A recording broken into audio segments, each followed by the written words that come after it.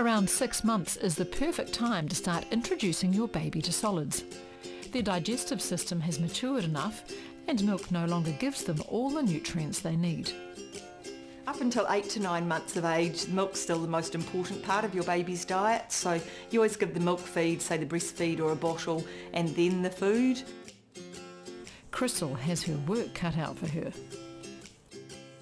At first I only fed them one at a time, but of course that took all my time pretty much in hospital. So then my midwife suggested we try tandem feeding, and that was hard as well. So I went back to singular feeding, but then in the end I found that feeding them together saved the most time.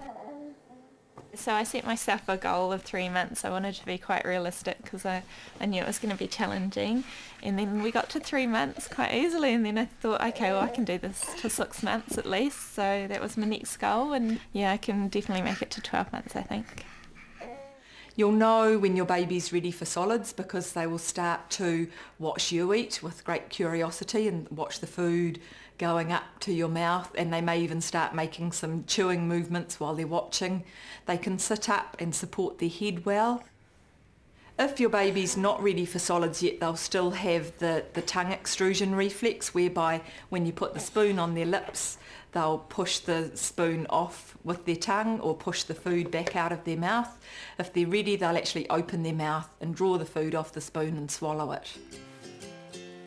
Be prepared for mess. Make sure food isn't too hot, and invest in a couple of special baby spoons, one for you and one for them to play with. Who wants some guy? You want some guy? Open? Good boy. Yummy. Introduce solids at a time of day when your baby is relaxed and happy, often in the middle of the day, so that if you're giving baby a new food that's upsetting their tummy, it's not going to keep you awake all night. Generally start off just once a day and after a milk feed initially. So baby will have a milk feed, and then about 20 minutes later, if it's still hungry and looking around for more, then you can try just a couple of spoonfuls of perhaps a pre-prepared infant baby cereal or some pureed fruit or pureed vegetables, just a couple of spoonfuls at a time. When you're first starting solids, you make it very, very runny, and then you just gradually increase the texture and the consistency and the amount that you're giving your baby. All babies are individual. Some babies will very quickly go from 1 teaspoon to several teaspoons. Other babies are quite happy just having a couple of teaspoons at a time.